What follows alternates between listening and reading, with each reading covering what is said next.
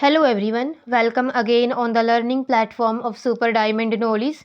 As you guys, you must have seen through the thumbnail what we are going to discuss in our today's video. In our today's video, we will going to analyze the official question papers of EMRS PGT English, and the topic that we will discuss in our today's video is the subject specific. Total 80 questions are there in, and this question paper is of EMRS PGT English subject specific section we will discuss in this video. So let's start. The question number 51. The question says, who in the tempest में जो ये the Tempest है उसमें कौन कहता है we are such stuff as dreams are made on. जो ये लाइन्स हैं वो किसके द्वारा बोली गई हैं? प्रोस्पेरो, कैलिबन, फेर्डिनेंड या फिर Ariel. This lines have been said by Prospero. Option number 1 इसका करेक्ट आंसर रहेगा। जो ये द टेम्पेस्ट है उसमें जो ये लाइन है वो प्रोस्पेरो के द्वारा बोली गई हैं। Let's move on the next question. Which character is cuckolded in Nathaniel Hawthorne's The Scarlet Letter? जो नथेनियल हॉथॉर्न का जो द स्कारलेट लेटर है नॉवल, उसके अंदर कुकोल्डेड किसको बोला गया है? ऑर्थर डिमिसडेल, रिचर्ड बेलिंगम, रोजर चिलिंगवर्थ या फिर जॉन विल्सन। गाइस जो इसका करेक्ट आंसर है वो है ऑप्शन नंबर 3, रोजर चिलिंगवर्थ को कुकोल्डेड बोला गया है। Question number 53. The protagonist of Franz Kafka's the Metamorphosis is. जो ये फ्रेंच काफ्का का एक वर्क है द मेटामॉर्फोसिस इज, उसका जो प्रोटैगनिस्ट है वो कौन है? ऑड्रेरिक, कार्ल, जोसेफ या फिर Gregor सैम्जा।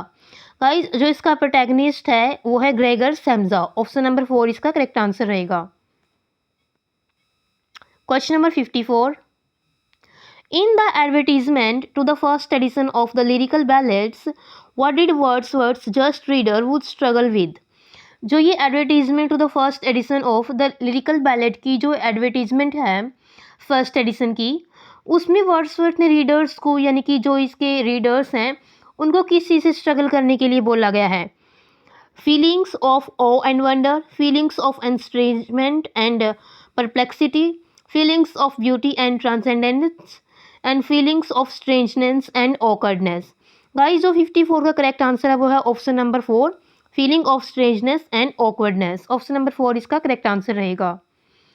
Question number 55. Pablo Neruda's The Book Questions contains dash poems in couplet form. जो पैब्लो नेरुडा की द बुक क्वेश्चंस है वो कितनी पोइम्स को कपलेट फॉर्म में है, उसमें जो कितनी पोइम्स है? सो गाइस जो इसका करेक्ट आंसर है वो guys option number 4, there are 70 poems in couplet form in the book questions by Pablo Neruda. Option number 4 इसका करेक्ट आंसर रहेगा। Question number 56. Arthur Miller's All My Sons is about. जो Arthur Miller का All My Sons है वो किस चीज़ के बारे में है? A manufacturer of faulty war materials, a Jewish family's experiences in South Chicago, a former Southern judge settled in New Orleans, a World War II veteran। Guys जिसका करेक्ट आंसर है वो option number 1, a manufacturer of faulty war materials। Option number 1 इसका correct answer रहेगा। जो Arthur Miller का All My Sons है वो एक मैन्युफैक्चरर के बारे में है जो कि फॉल्टी वॉर मटेरियल्स को वो बनाता है। Question number 57. विच शेक्सपियरियन हीरोइन सेज। शेक्सपियर की कौन सी हीरोइन है जो ये बोलती है कि husband I come? Cleopatra, Ophelia, Imogen या फिर पोर्शिया। जो क्वेश्चन नंबर 57 का करेक्ट आंसर है गाइज वो ऑप्शन नंबर 1, क्लियोपेट्रा है, जो विलियम शेक्सपियर की एक हीरोइन है, मतलब कि जो उसके प्लेज में वो हीरोइन के रूप में है और जो ये लाइन कोट करती है husband I come. Option number 1 इस क्वेश्चन का करेक्ट आंसर रहेगा। Question number 58. Shelley's Adonais is an elegy on the death of. जो सेले की एडोनाइस एलिजी है वो किसकी डेथ के ऊपर लिखी गई guys? Coleridge, John Keats, Johnson या फिर मिल्टन। इसका जो करेक्ट आंसर है गाइस वो है ऑप्शन नंबर 2, ये जॉन कीट्स की डेथ के ऊपर लिखी गई है। और एलिजी गाइस बेसिकली एक लेमेंटिंग सॉन्ग होता है, एक शोक भरा गीत होता है जो किसी भी डेथ के किसी भी व्यक्ति की डेथ के ऊपर लिखा जाता है। ऑप्शन नंबर 2 इस क्वेश्चन का करेक्ट आंसर रहेगा। Question number 59. Ruskin Bond's A Flight of Pigeons is based on. जो रस्किन बॉन्ड की ए फ्लाइट ऑफ पिजन्स है वो किसके ऊपर आधारित है? The Indian mutiny of 1857, black hole tragedy of 1756, Jallianwala Bagh massacre of 1919, the partition of India 1947। Guys जो 59 का करेक्ट आंसर है वो है option number 1, the Indian mutiny of 1857। Option number 1 इसका करेक्ट आंसर रहेगा। Let's move on the question number 60। Mulk Raj Anand was a founding member of. जो मुल्क राज आनंद वो एक फाउंडिंग मेंबर थे, किस चीज़ के फाउंडिंग मेंबर थे? Progressive writers association, Indian national association, Hindustan republican association या फिर the Bombay presidency association. Question number 60 का जो करेक्ट आंसर है गाइस वो है option number 1, progressive writers association. Option number 1 इसका करेक्ट आंसर रहेगा। क्वेश्चन नंबर 61 देखिए, which of the following symbol signifies peace in Chinua Achebe's arrow of God. जो Chinua एकोबर का जो एरो ऑफ गॉड है उसमें पीस को कौन सी चीज़ सिंबलाइज करती है? क्वेश्चन नंबर 61 का गाइज, वाइट क्ले, कोलानट, पाइथन या पाम वाइन। इसका जो करेक्ट आंसर है गाइज वो option number 1, white clay. White clay है जो कि पीस को सिग्निफाई करती है, जो कि एज ए सिंबल इसमें यूज हुई है। Question number 62, a poem with no metre और राइम। एक ऐसी पोइम जिसमें कोई भी मीटर फॉलो नहीं हुआ, कोई भी राइम नहीं है उसको क्या बोला जाता है? फ्री वर्स, नैरेटिव, ओड या फिर लिरिक। 62 क्वेश्चन नंबर का जो करेक्ट आंसर रहेगा गाइस वो है ऑप्शन नंबर 1, उसको फ्री वर्स बोला जाता है जो कोई भी मीटर और कोई सी भी राइम को फॉलो नहीं करती। ऑप्शन नंबर 1 इसका करेक्ट आंसर रहेगा। Question number 63, a class has completed reading a lesson. एक क्लास ने एक लेसन पढ़ना मतलब ख़त्म कर दिया, पढ़ लिया चैप्टर कोई भी। There are a few themes in it. इसमें कुछ थीम्स हैं। The English teacher task the class to identify words and word chunks related to different themes. जो क्लास टीचर है बच्चों को वर्ड्स और वर्ड चंक्स रिलेट करने के लिए बोलती है अलग अलग थीम से in the lesson. Then they have to make word charts of the same category. तब उनको सेम कैटेगरी के वर्ड चार्ट बनाने। This strategy is known as. इस स्ट्रेटजी को क्या बोला जाता है?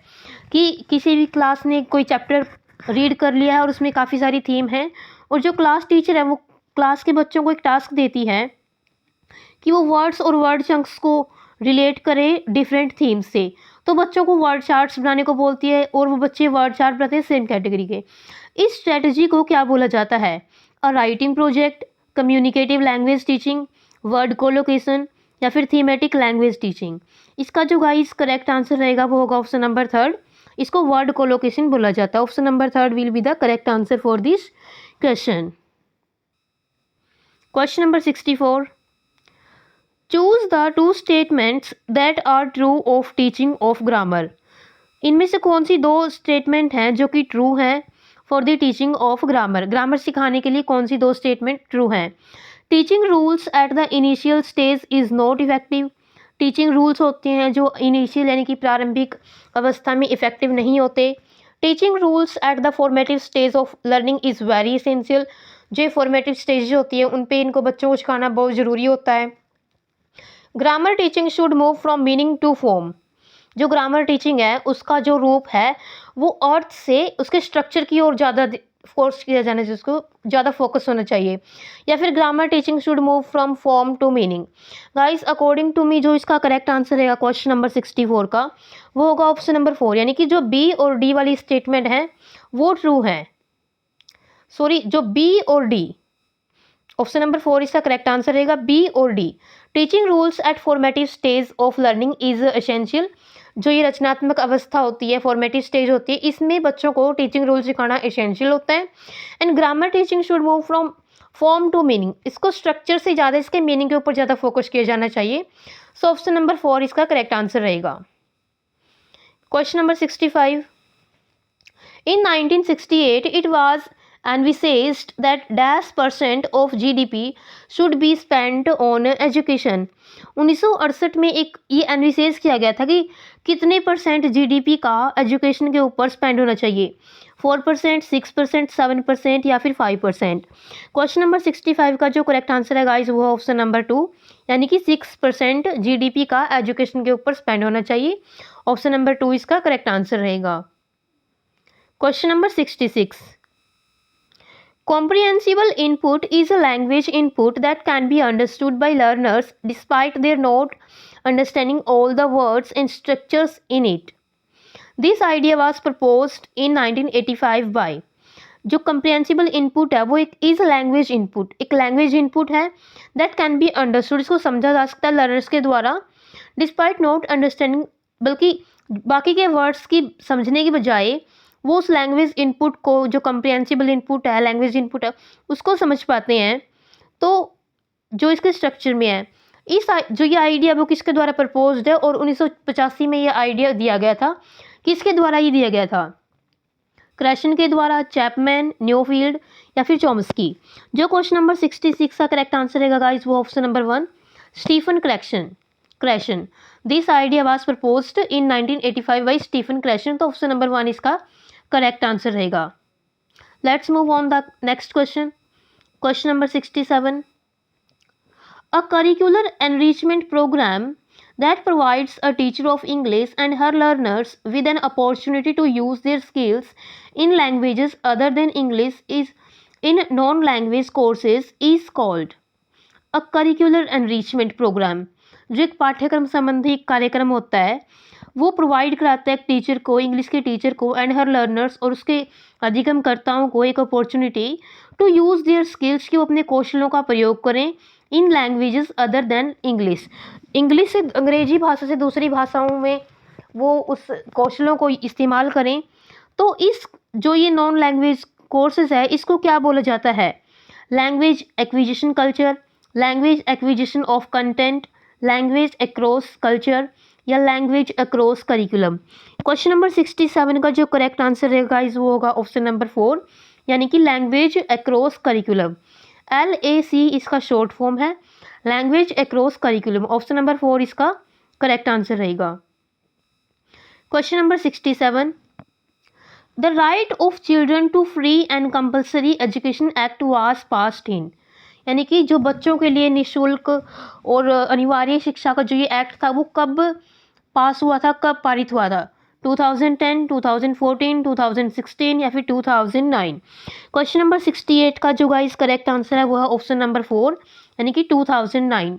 जो ये एक्ट है वो पास 2009 में हुआ था और इसको लागू 2010 में किया गया। तो ऑप्शन नंबर 4 इसका करेक्ट आंसर रहेगा। Question number 69, miss Rita is teaching change of speech, यानी कि नरेशन वो बच्चों को सिखा रही है। She makes a speak to be, वो बोलती है ए को कि कोई स्टूडेंट है ए वो बी से बात करे and ask C to tell the class, और सी को बोलती क्लास को बताए कि what A has said to B in her own words.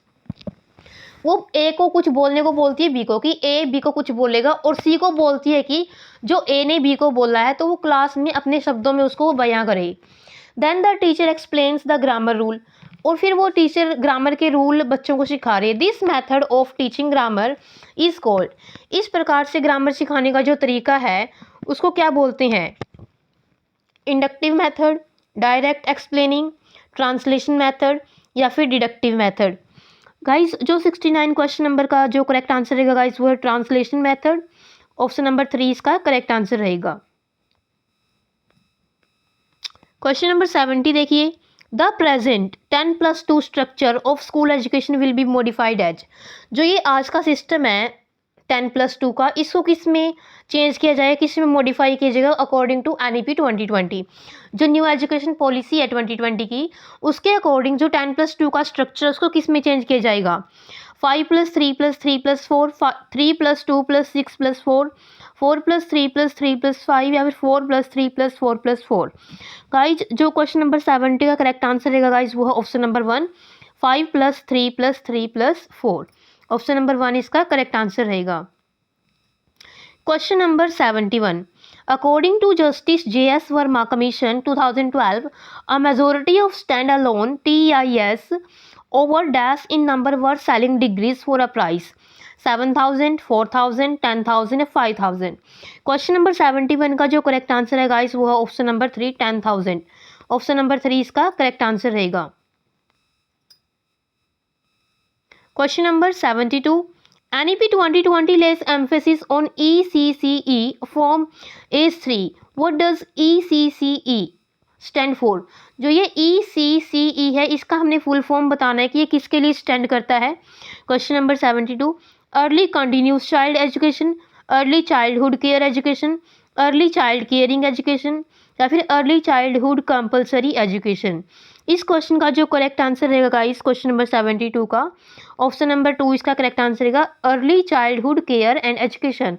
Option number 2 इसका करेक्ट आंसर रहेगा। क्वेश्चन नंबर 73 देखिए,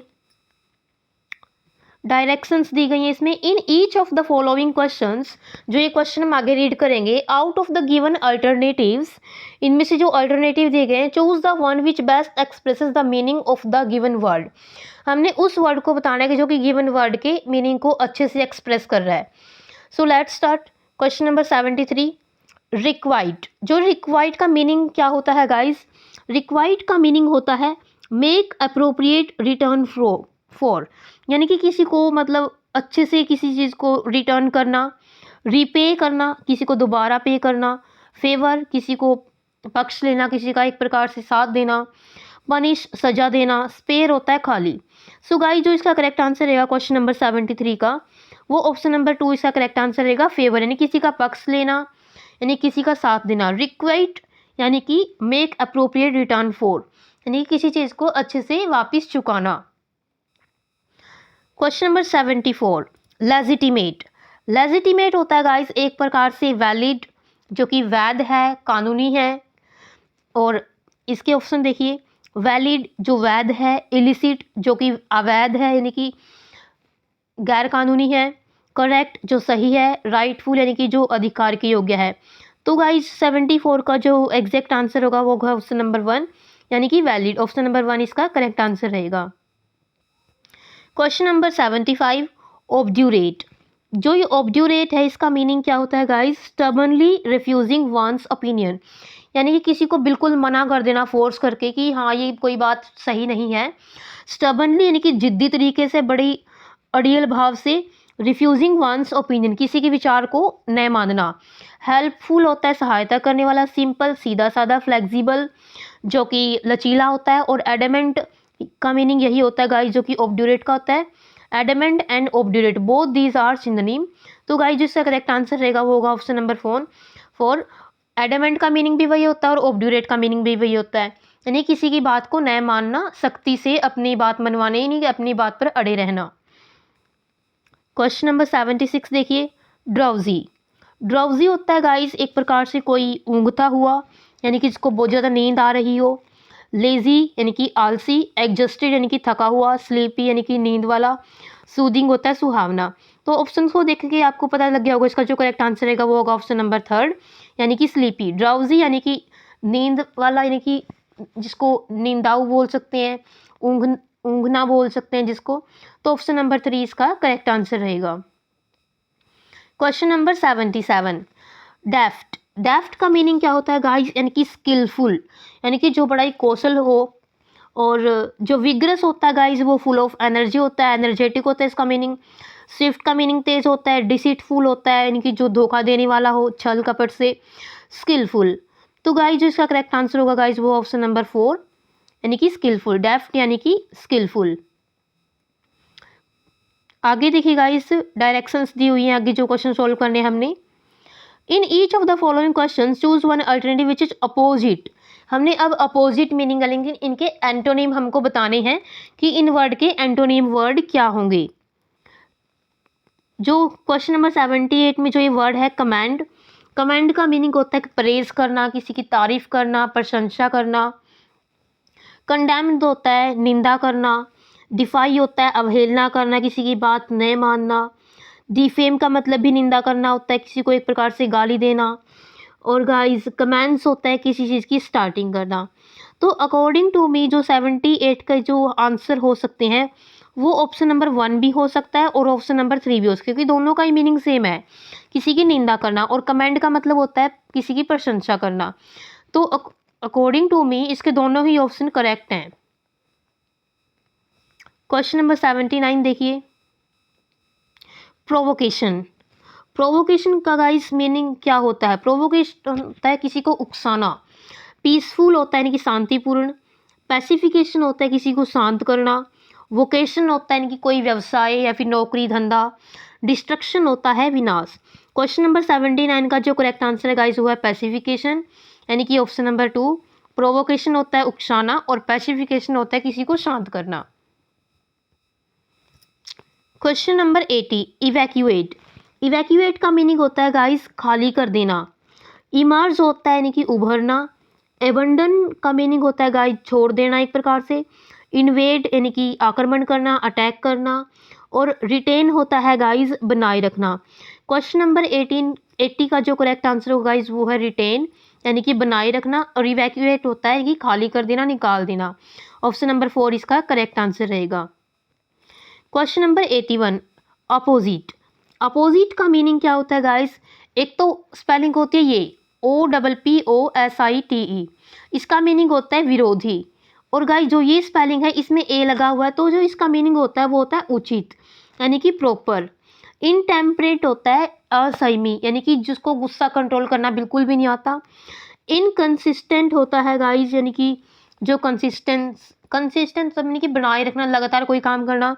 और इनकंसिस्टेंट होता है कोई भी काम लगातार न करना, नियमित रूप से किसी काम को न करना। इरेगुलर का मीनिंग भी वही होता है। और इनएप्रोप्रिएट होता है अनुपयुक्त, यानी कि जो कि ठीक नहीं है। अपोजिट होता है यानी कि जो उचित है। और इनएप्रोप्रिएट है जो उचित नहीं है। ऑप्शन नंबर 4 इसका करेक्ट आंसर है, क्योंकि हमने इसमें अपोजिट मीनिंग वाले वर्ड ही बताने हैं। तो अपोजिट का मतलब होता है उचित और इनएप्रोप्रिएट का मीनिंग होता है अनुचित। Question number 82 conceal. कंसील का मीनिंग होता है गाइस छिपाना। रिवील का मतलब होता है उजागर करना, ओपन खुला, डिस्कवर यानी कि खोज करना, अनफोल्ड यानी कि किसी चीज़ को खोलना। तो गाइस क्वेश्चन नंबर 82 का जो करेक्ट आंसर रहेगा वो होगा ऑप्शन नंबर 1, यानी कि रिवील करना। ऑप्शन नंबर 1 इसका करेक्ट आंसर रहेगा। क्वेश्चन नंबर 83 देखिए, dash you believe him to be. आप उसमें कैसे विश्वास कर सकते हो? तो गाइज अकॉर्डिंग टू मी जो इसका करेक्ट आंसर रहेगा वो है गाइज हाउ। आप उसमें कैसे बिलीव कर सकते हो? ऑप्शन नंबर 2 इसका करेक्ट आंसर रहेगा। Question number 84 Treasure Island is one of the best pirate story that dash ever written, were is which was. Question number 84 का जो करेक्ट आंसर है गाइज वो है वर, यानी कि जो हमने यहाँ पर जो ब्लैंक फिल करना है उसमें प्लूरल वर्ब आएगी। स्टोरीज है यहाँ पे, तो इज तो सिंगुलर वर्ब है, विच ये भी सिंगुलर है, और वाज इज ऑल्सो सिंगुलर। तो हमने यहाँ पे जो अप्रोप्रिएट होगी वो होगी were. Treasure Island is one of the best pirate story that were ever written. Option number 1 इसका करेक्ट आंसर रहेगा।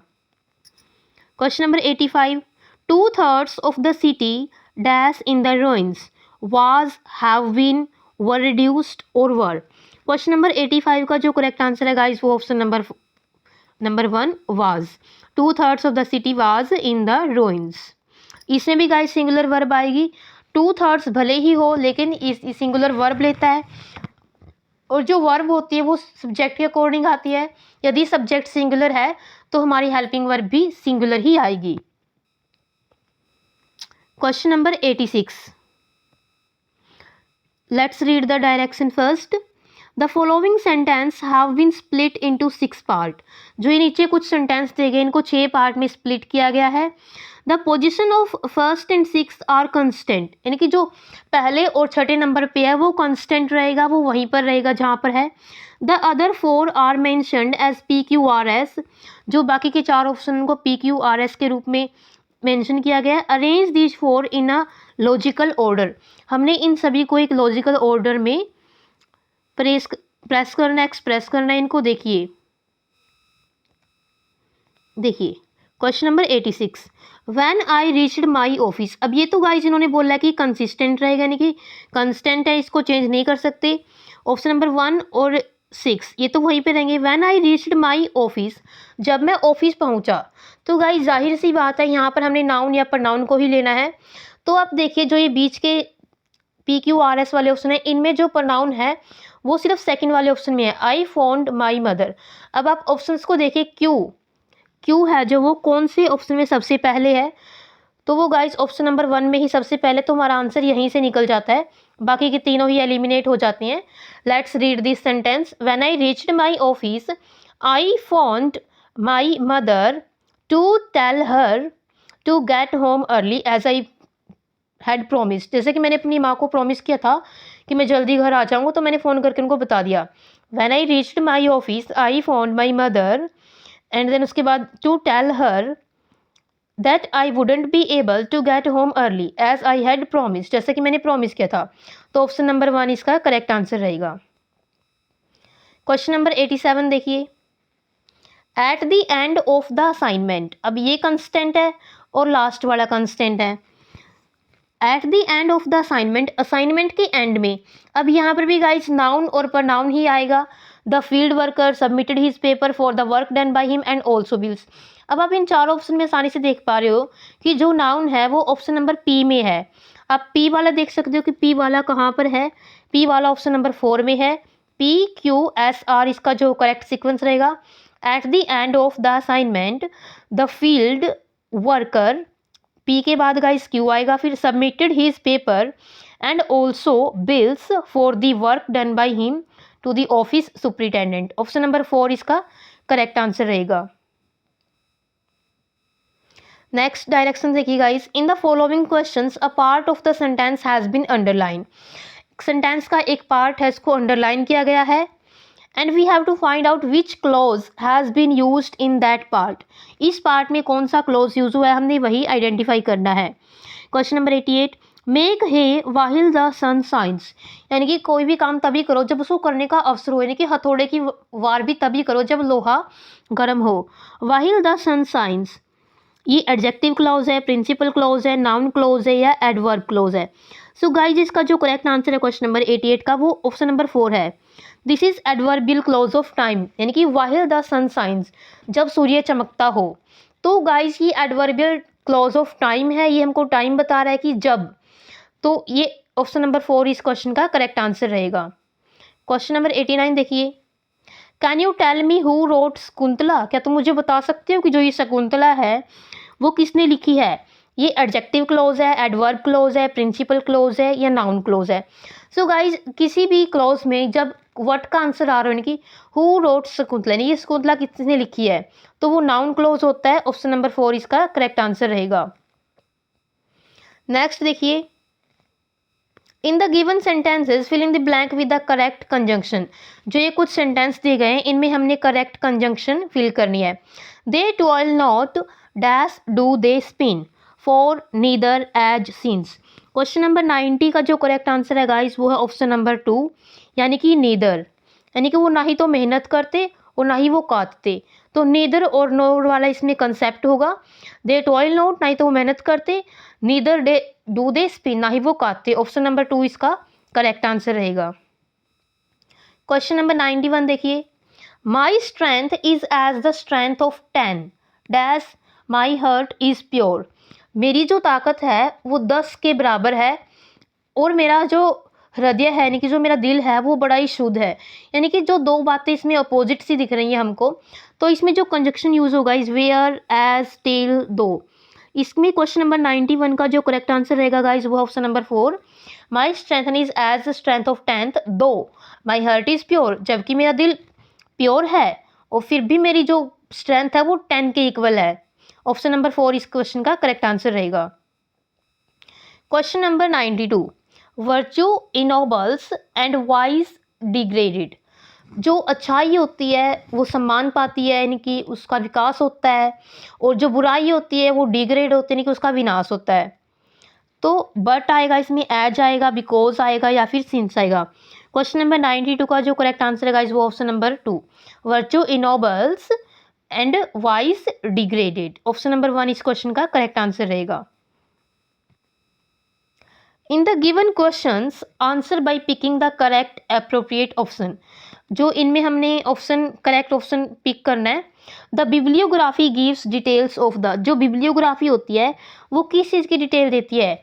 Names of the publishers of the work, details of life and works of the author, list of appendices या फिर books and periodical consulted.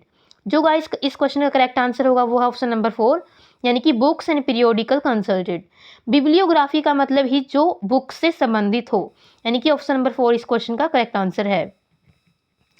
Question number 94। In social correspondence यानी कि सामाजिक अनुबंधों में, सामाजिक पत्राचार में, if you do not know the person to whom you are writing, यदि आपको नहीं पता कि आप किसको पत्र लिख रहे हो, द सैल्यूटेशन शुड बी, जो सैल्यूटेशन यानी कि हमने जो स्टार्टिंग करनी है वो हमने किससे करनी चाहिए, माई डियर मिस्टर और dear miss madam, respected sir और रिस्पेक्टेड मैडम, रिस्पेक्टेड मिस्टर और respected Mrs, dear sir and dear madam. तो गाइस जो क्वेश्चन नंबर 94 का करेक्ट आंसर होगा वो गाइस ऑप्शन नंबर 2, यानी कि रिस्पेक्टेड सर या फिर रिस्पेक्टेड मैडम। क्योंकि माय डियर और डियर तो हम अपने जो बिल्कुल नॉन होते हैं उनके लिए यूज़ करते हैं। रिस्पेक्टेड मिस्टर और मिसिज, मिस्टर और मिसिज जब हम किसी को जानते ही नहीं हैं तो हमको कैसे पता होगा कि वो मिस्टर है या फिर मिसिज है, वो मैरिड है या फिर अनमैरिड है। डियर सर और डियर मैडम भी हम किसी नॉन पर्सन के लिए यूज़ करते हैं, तो ऑप्शन नंबर 2 इसका करेक्ट आंसर रहेगा। Question number 95, a letter of complaint to the editor of a newspaper shall begin with, जो किसी भी एडिटर को हम न्यूज़पेपर के एडिटर को हम लिख रहे हैं कंप्लेंट का एक लेटर, तो वो किससे शुरू होना चाहिए, through the column of your newspaper, आपके न्यूज़पेपर की कॉलम से मुझको ये पता लगा हम ऐसे स्टार्ट करें, या फिर I am please to inform you, मैं बड़ा खुश हूँ आपको ये इन्फॉर्म करते हुए। हालांकि हम कैसे खुश हो सकते हैं जब हम किसी बात की कंप्लेंट कर रहे हैं। और through the column of your newspaper ये हम तब यूज़ करते हैं जब हमको कोई बात न्यूज़पेपर से इन्फॉर्म हुई हो। फॉर एग्जाम्पल किसी जॉब की एडवर्टीजमेंट हमको पता लगे किसी की न्यूज़पेपर के कॉलम से, तो उसके लिए यूज़ करते हैं। Why are the roads in my colony, हम सीधे ही क्वेश्चन तो नहीं पूछ सकते कि हमारी कॉलोनी में roads. This is to bring your kind notice, आपके ध्यान में लाना चाहता हूँ कि, ऑप्शन नंबर 4 इस क्वेश्चन का करेक्ट आंसर रहेगा कि मुझे एक कंप्लेंट है, मैं आपका ध्यान इस ओर लाना चाहता हूँ। ऑप्शन नंबर 4 इस क्वेश्चन का करेक्ट आंसर रहेगा। Question number 96, in a sentence when one subject is singular and the other is plural, जब किसी सेंटेंस में एक सब्जेक्ट सिंगुलर हो and the other is plural, दूसरा प्लूरल यानी कि बहुवचन हो और एक वचन में हो, the verb should agree with the subject, जो वर्ब है वो किसके अनुसार आनी चाहिए, क्लोजर टू इट, जो सब्जेक्ट इसके नज़दीक है उसके according, which comes in the beginning, जो स्टार्टिंग में आता है उसके अकॉर्डिंग, या ईदर ऑफ द सब्जेक्ट्स, किसी भी सब्जेक्ट के अकॉर्डिंग, या फार्दर फ्रॉम इट, या फिर इनसे दूर। सो गाइस जिसका करेक्ट आंसर होगा वो ऑप्शन नंबर 1, ऑप्शन नंबर 1 इसका करेक्ट आंसर रहेगा। और इसको गाइस रूल ऑफ प्रॉक्सिमिटी इसको बोला जाता है। क्वेश्चन नंबर 97 देखिए, in a formal letter, point to be noted that formal यानी कि हम फॉर्मल लेटर लिख रहे हैं किसी को। फॉर्मल लेटर किसको लिखते हैं, जब हम किसी रिस्पेक्टेबल पर्सन को, किसी मैनेजर को कोई भी लेटर लिखते हैं तो वो फॉर्मल होता है। जब हम अपने किसी फैमिली मेम्बर को, फ्रेंड को पत्र लिखते हैं तो वो इनफॉर्मल होता है। हम किसी फॉर्मल लेटर में if you know the addressee, यदि आप किसी एड्रेसी को जानते हो, the appropriate form will be, तो उपयुक्त जो फॉर्म है वो क्या होगी, yours sincerely, yours faithfully, yours truly, या यूअर्स सिंसियरली। सो गाइज जिसका करेक्ट आंसर होगा गाइज वो है option number 4, yours sincerely. Yours sincerely ये भी सही है वैसे, बट जो अपोस्ट्रोफ है वो इसके अंदर नहीं लगता, तो ऑप्शन नंबर 4 इसका करेक्ट आंसर रहेगा। नेक्स्ट है guys, fill in the blank with the correct and most appropriate tense given as option, हमने जो अप्रोप्रिएट ऑप्शन है वो फिल करना है। 3 hours will have passed when the bell, 3 घंटे बीत चुके होंगे जब घंटी बज रही होगी। रिंग्स, विल बी रिंगिंग, या विल बी रंग, या will ring. So guys question number 98 का जो करेक्ट आंसर होगा वो option number 2, when the bell will be ringing, तब तक यानी कि 3 घंटे बीत चुके होंगे जब तक बेल बज रही होगी।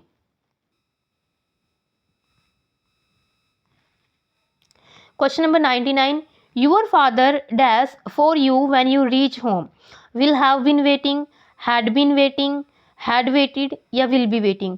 तुम्हारे पिता तुम्हारे लिए इंतजार कर रहे होंगे जब तुम घर पहुंचोगे, तो ऑप्शन नंबर 4 इस क्वेश्चन का करेक्ट आंसर रहेगा, will be waiting. Question number 100 देखिए guys, I dash Mohan since Monday, did not see, was not seeing, had not been seeing, या have not seen. Question number 100 का जो करेक्ट आंसर है guys वो option number 4, I have not seen Mohan since Monday, मैंने मोहन को Monday से नहीं देखा है, यानी कि अभी की बात है। I have not seen Mohan since Monday, option number 4 इस क्वेश्चन का करेक्ट आंसर है।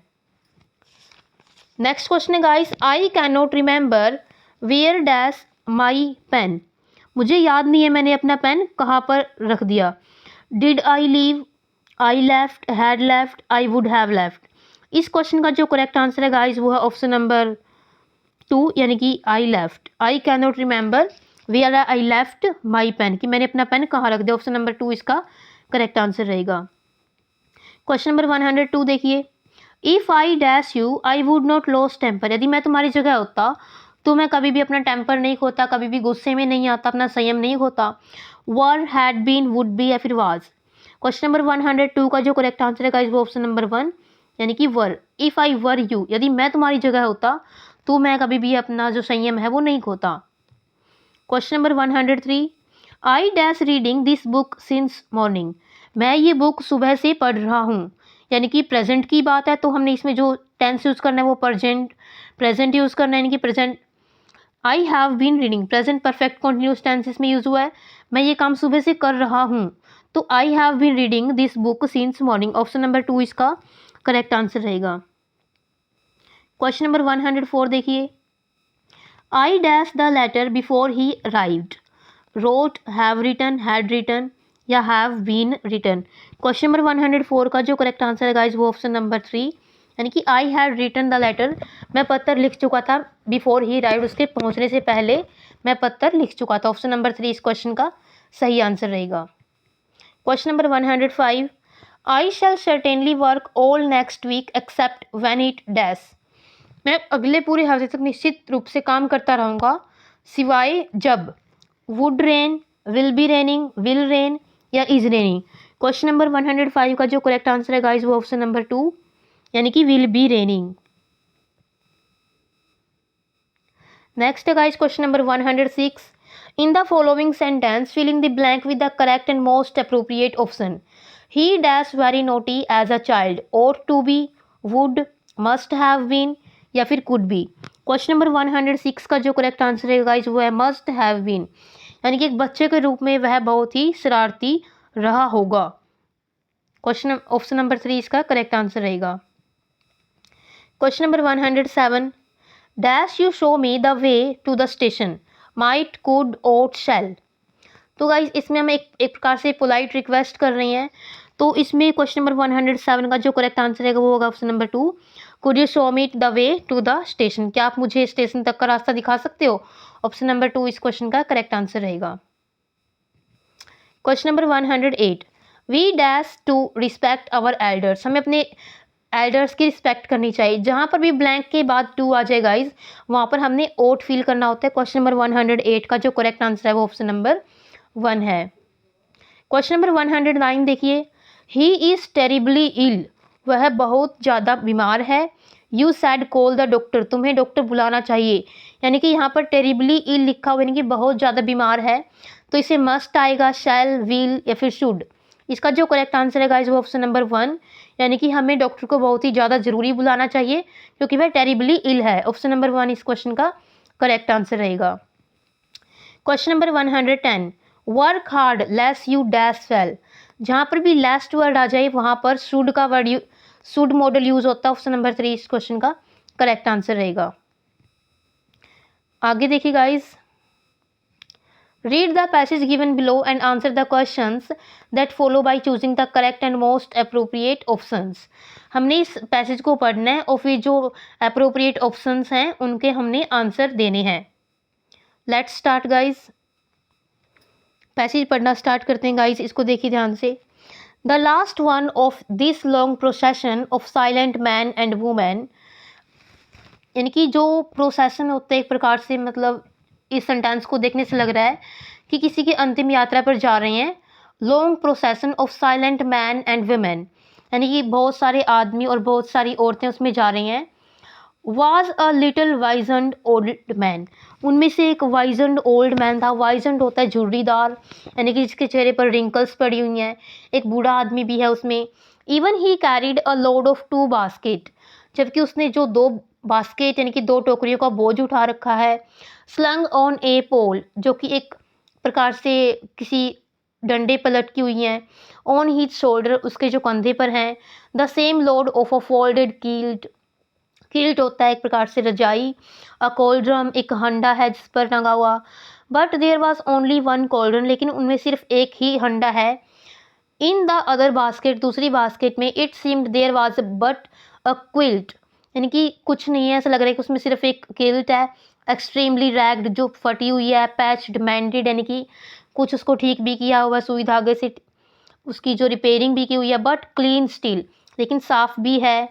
Although the load was light, जबकि वजन ज़्यादा नहीं था। It was too much for the old man, लेकिन वह उस बूढ़े आदमी के लिए कुछ ज़्यादा लग रहा था। इट वॉज एविडेंट, यानी कि इस बात का सबूत था, दैट कि इन यूजुअल टाइम में he would be beyond the age of work, यानी कि वो काम की एज से परे था, वो काम नहीं करता था।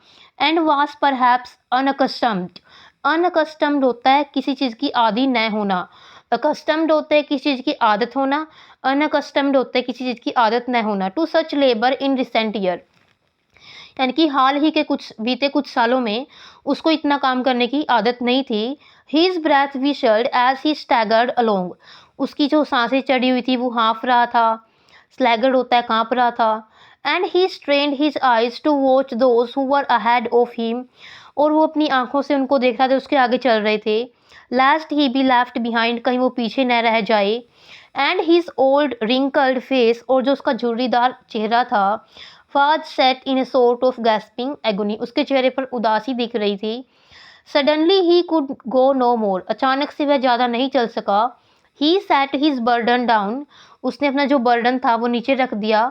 With great gentleness and sank upon the ground, बड़े आराम से उसने जो बंडल था, वो बर्डन था, जो उस पर बोझ था, वो उसने नीचे रख दिया। His had sunk between his knees, उसके घुटनों के बीच को अपने सिर को रख के वो बैठ गया। हिज आइज क्लोज्ड, आंखें बंद कर ली। पैंटिंग डेस्परेटली, बड़े निराशा लग रही थी उसको, ऐसे लग रहा था वह बहुत ज़्यादा निराश हो। स्टार्व्ड एज ही वाज, जैसे वह भूखा मर रहा हो। A little blood rose in dark patches on his cheeks, उसके गालों से मतलब जो थोड़ा खून है काले धब्बे के रूप में दिखाई दे रहा था। A ragged vendor selling hot noodles sat his stand near and shouted his trade cry, यानी कि फिर एक वेंडर होता है गाइस, फेरी वाला, जो नूडल्स बेचने वाला था, उसके पास आया। उसने अपना जो स्टैंड था उसके नज़दीक रखा, और वो अपना जो ट्रेड कराई होता है कि जो जैसे भी कोई सामान बेचने वाले चिल्लाते हैं, तो वो ऐसे ही ट्रेड कराई कर रहा था। And the light from the stand, और उसके स्टैंड से जो लाइट थी, fell on the old man's drooping figure, उस बूढ़े आदमी की झुकी हुई आकृति के ऊपर वो लाइट गिर रही थी। A man passing by stopped and मटर्ड looking at him, एक आदमी उसके पास से गुजरता हुआ रुका। एंड मटर्ड लुकिंग एट हिम, उसकी तरफ देखते हुए कुछ वो फुसफुसाया अपने आप में। आई स्वीयर, कोई आदमी है जो उसके सामने से निकल रहा है, और उसको देख के वो अपने आप से बोल रहा है, आई स्वीयर, मैं कसम खाता हूँ, I can give no more this day if I am to feed my own even nothing but noodles, काश मैं इसको कुछ दे पाता, बट मेरे पास भी कुछ नहीं है इन नूडल्स के अलावा। But here is this old man, लेकिन यहाँ पर एक बूढ़ा आदमी है। वेल अच्छा, I will give him a bit of silver earned today, मैं उसको आज वो सिल्वर दे दूंगा, कोई कॉइन होता है जो मैंने आज ही कमाया था, against tomorrow and trust tomorrow again, और उम्मीद है मैं कल भी इसको कमा लूँगा।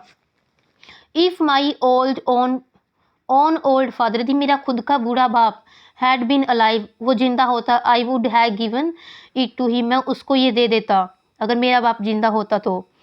ही फंबल्ड इन हिमसेल्फ, वह अपने आप में उलझा रहा। And brought out of his ragged girdle a bit of silver coin, उसकी जो गर्डल थी, इनकी बेल्ट थी, उसमें से वो सिल्वर कॉइन को निकालता है। आफ्टर अ मोमेंट्स, एक क्षण के हेजिटेशन, हिचक, एंड मटरिंग, फुसफुसाने के बाद, he added to it a copper penny, उसने एक कॉपर पैनी भी इसके साथ ऐड कर दी। Dear old father, he said with a sort of bitter heartiness, एक प्रकार से दयालुता दिखाते हुए, let me see you eat noodles, मैं आपको नूडल खाते हुए देखना चाहता हूँ, क्या मैं देख सकता हूँ। The old man lifted his head slowly, जो बूढ़ा आदमी है वो धीरे से अपना सिर ऊपर उठाता है। When he saw the silver, जब वह सिल्वर देखता है, he would not put out his hand, वो अपना हाथ आगे नहीं बढ़ाता। He said, वह कहता है, sir I did not beg of you, मैं आपसे भीख नहीं मांगता। Sir we have good land, हमारे पास अच्छी ज़मीन है। And we have never been starving thus before, और हम इससे पहले कभी भी भूखे नहीं मरे, हैविंग सच गुड लैंड, इतनी अच्छी ज़मीन होने के साथ। बट दिस ईयर, लेकिन इस साल, द रिवर रोज यानी कि नदी का जो स्तर उठा, and man starve even on good land at such time, और इस प्रकार के समय में काफ़ी सारे लोग हैं जो स्टार्व कर रहे हैं। स्टार्व का मीनिंग होता है भूखे मर रहे हैं।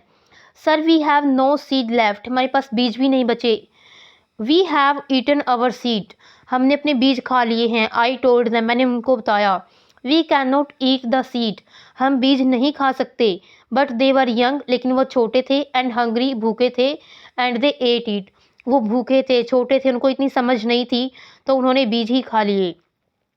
Take it said the man, आदमी ने कहा ये ले लो।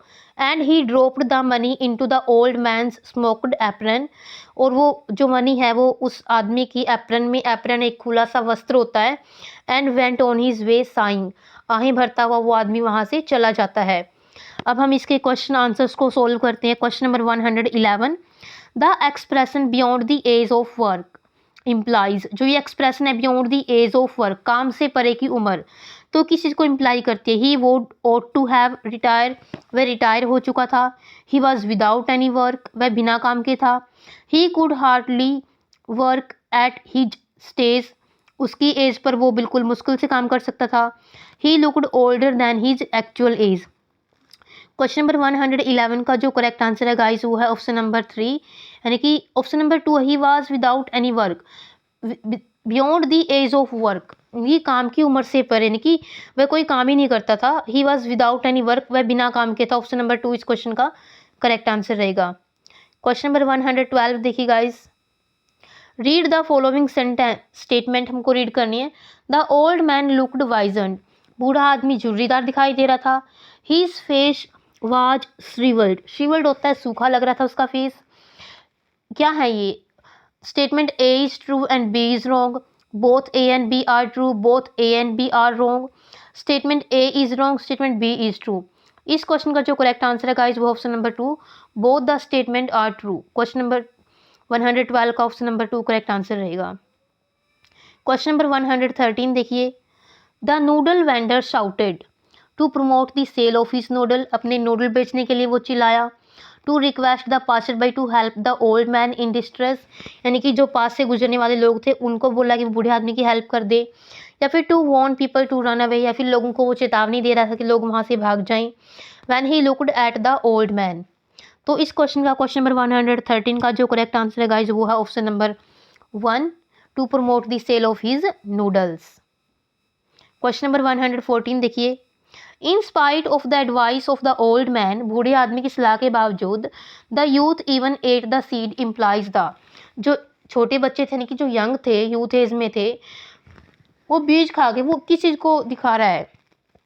Youth cared a fig for his advice, उनको चिंता थी उसकी बात की। Youth were not far sighted, जो ये यूथ थे, युवा बच्चे थे, जो वो फार साइटेड यानी नहीं थे, यानी कि वो दूरदर्शी नहीं थे, उनको इतनी समझ नहीं थी कि जो बीज हैं वो फिर से बोने के लिए काम आ सकते हैं। Old man's ability to prevail upon the youth, यानी कि बूढ़े आदमी की एबिलिटी को दिखा रहे हैं कि वो यूथ को अपना कहाँ मनवा सकता है। Loss of the chances of the next crop, तो इस क्वेश्चन का जो करेक्ट आंसर है गाइस वो option number 2, youth were not far sighted. Question number 115 देखिए, the passer by was not able to offer more money as charity as he, जो passer भाई था, पास से गुजरने वाला था, वो ज़्यादा पैसे नहीं दे सका दान के रूप में। क्यों नहीं दे सका? As he also wanted to fend for his own needs, वो अपनी ज़रूरतें पूरा करना चाहता था। Was not interested in encouraging begging, वो भी एक प्रकार से भीख मांगने को वो इनकरेज नहीं करना चाहता था।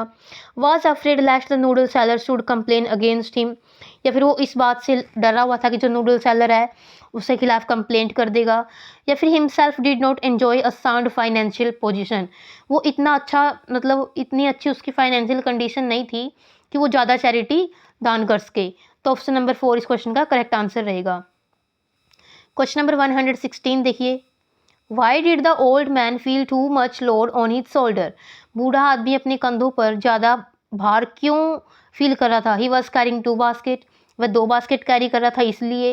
ही वॉन्टेड टू टेक रेस्ट, वह आराम करना चाहता था। He was carrying more weight than he could carry, उसने उस वजन से ज़्यादा वजन कैरी किया था जितना वो कर सकता था। The procession was too long, वो जो प्रोसेसन थी बहुत लंबी थी। जो इस क्वेश्चन का करेक्ट आंसर है गाइज वो ऑप्शन नंबर 3, यानी कि he was carrying more weight than he could carry. Option number 3 इस क्वेश्चन का सही जवाब है।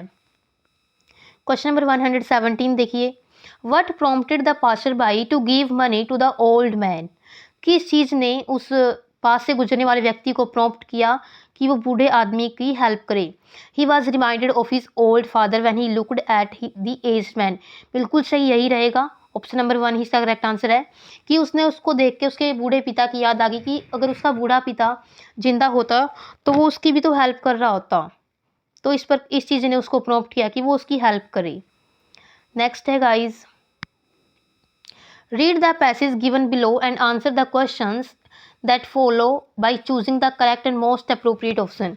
हमने इस पैसेज को रीड करना है और फिर जो क्वेश्चंस पूछे गए हैं उनके हमने आंसर देने हैं। Let's start reading this passage. One day when Robinson Crusoe.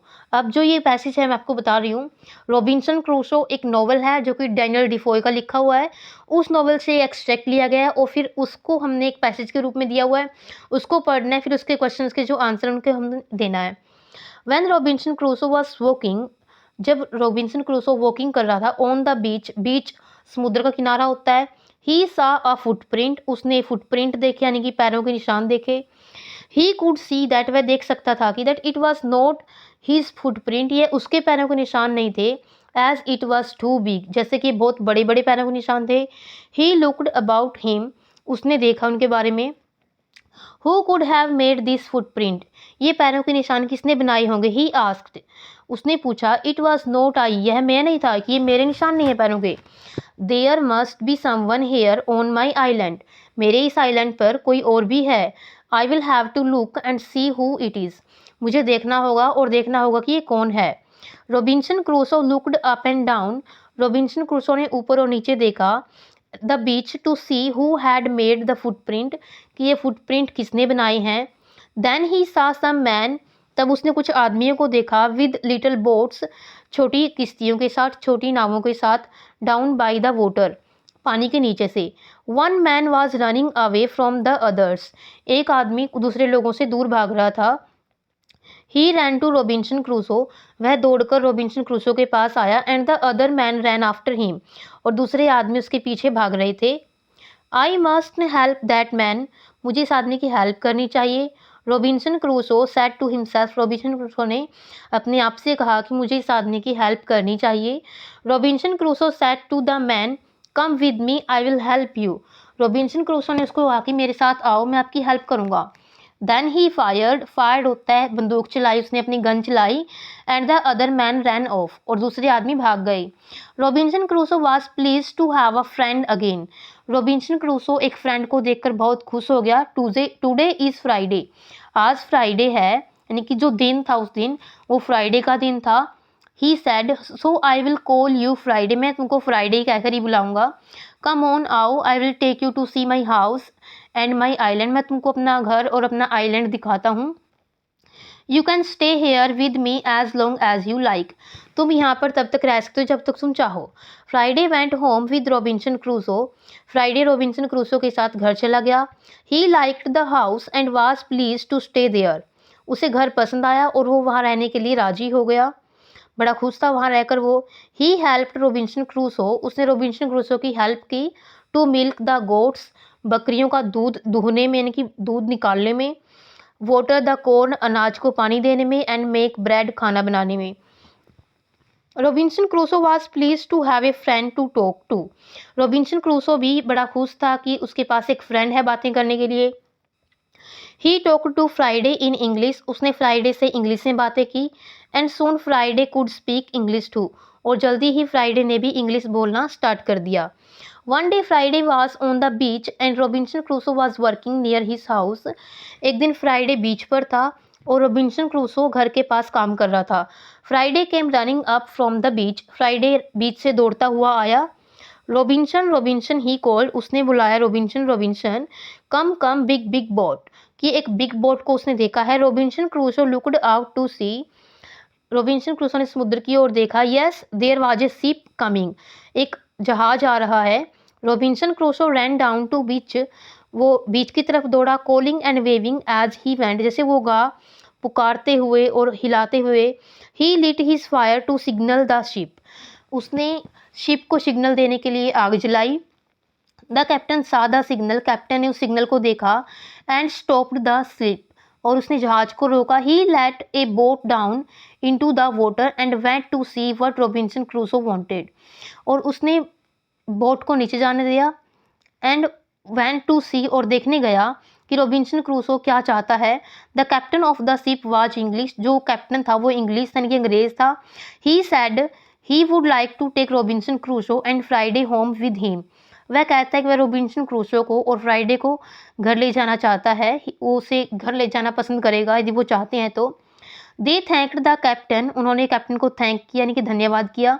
And went to get the things they wanted to take on the ship with them, और वो चीज़ लेने के लिए चले गए जो उनको शिप में चाहिए थी। Robinson was pleased to be going home at last, अंत में रॉबिन्सन क्रूसो घर जाने के लिए बहुत खुश हो गया। बट ही वॉज सॉरी, लेकिन वह सॉरी फील भी कर रहा था टू गो अवे, दूर जाने के लिए, from his house, his goods, his corn and his island that had been his home for so many years. वो उस घर को छोड़कर जाने के लिए वो सॉरी फील कर रहा था कि जितने सालों तक वो वहाँ रहा, उन बकरियों के साथ, वो अनाज के खेत और वो आइलैंड, उन सभी को छोड़कर जाने के लिए वो सॉरी फील कर रहा था। So guys, this was the passage. Now let's start reading it's questions also. Why was Robinson Crusoe pleased to have Friday on his island? Robinson Crusoe खुश क्यों होगा कि फ्राइडे उसके आइलैंड पे आ गया है? He was feeling lonely, वह अकेला फील कर रहा था। He wanted someone to look after his house and animals, कि वो चाहता था कि कोई उसकी देखभाल करे, उसके घर की और उसके एनिमल्स की।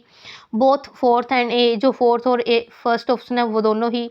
ही was in dire need of a companion, dire need होता है बिल्कुल मरे जाना, यानी कि वो किसी एक ऐसे साथी की ज़रूरत में था और उस ज़रूरत के बिना वो मरे जा रहा था।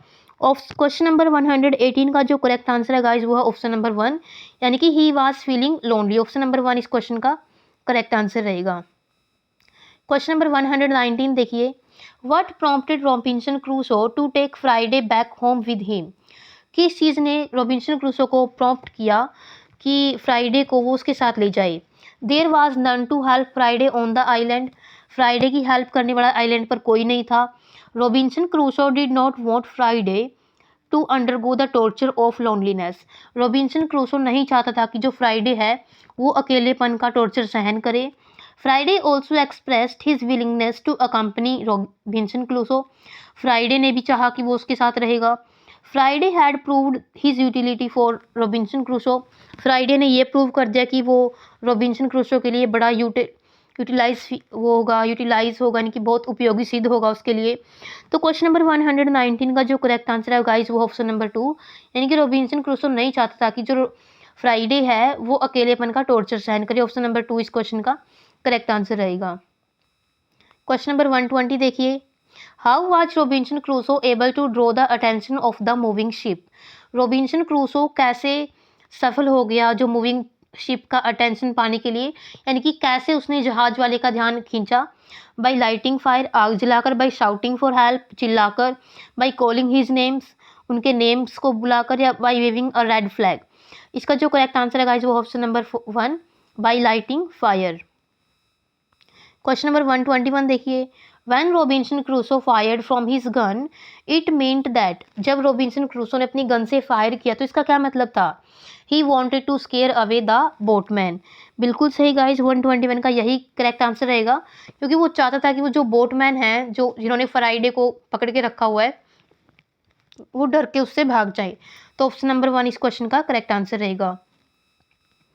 नेक्स्ट क्वेश्चन नंबर 122 देखिए, what convinced Robinson Crusoe about the presence of another person on the island, किस चीज़ ने से रॉबिन्सन क्रूसो को ये पता लगा कि आइलैंड पर कोई और भी है। बाई शेयर इंस्टिंक्ट, किसी प्रवृत्ति से। व्हेन समवन कॉल्ड हिम, जब किसी ने उसको बुलाया। When there was a noise of the bird, पक्षियों के शोर से। या फिर the footprint different from his own, यानी कि उसके पैरों के निशान से कुछ अलग निशान उसने वहाँ पर देखने को मिले। तो ऑप्शन नंबर 4 इस क्वेश्चन का करेक्ट आंसर रहेगा। क्वेश्चन नंबर 123 देखिए, what prompted Robinson Crusoe to name the person Friday, किस चीज़ ने उसको प्रॉम्प्ट किया कि वो उस आदमी का नाम फ्राइडे रखे। It reminded him of good Friday, इसने उसको गुड फ्राइडे की याद दिलवाई थी। या फिर it was Friday when he met him, ये फ्राइडे का दिन था जब वो उससे मिला था। सो गाइज यही इस क्वेश्चन का करेक्ट आंसर रहेगा, ऑप्शन नंबर 2 ही इसका सही जवाब है।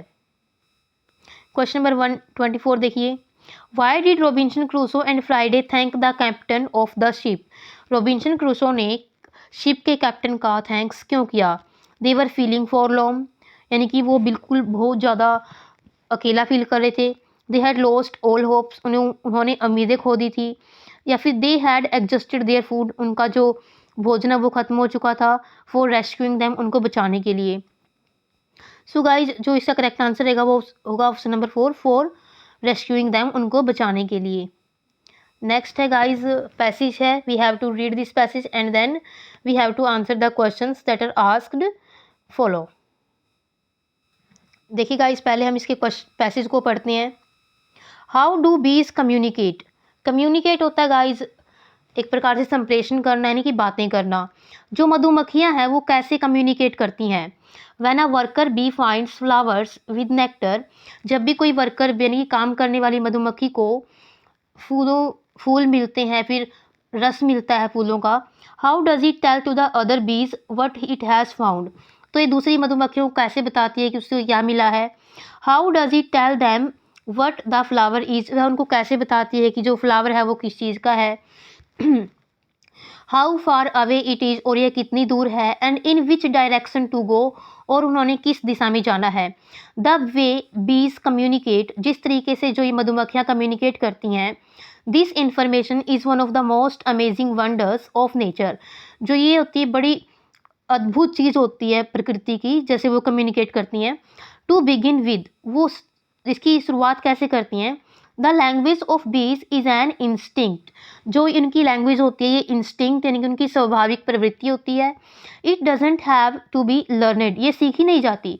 When worker bees reach a certain age, जब ये काम करने वाली मधुमक्खी किसी एक निश्चित आयु तक पहुंच जाती है। They know this language automatically, अपने आप से उनको ये भाषा आ जाती है।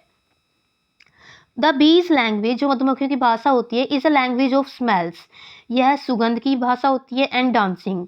When a be had discovered nectar और पोलन, जब भी किसी मधुमक्खी को नेक्टर यानी कि रस या फिर पराग, पोलन होता है गाइस फूल का ये किस्सा होता है जो फूल के बीच में जो हम ये राउंड राउंड पार्ट देखते हैं इसको पोलन बोलते हैं। जब इनको ये मिलता है इट बिगिन्स टू डांस, ये डांस करना स्टार्ट कर देती है।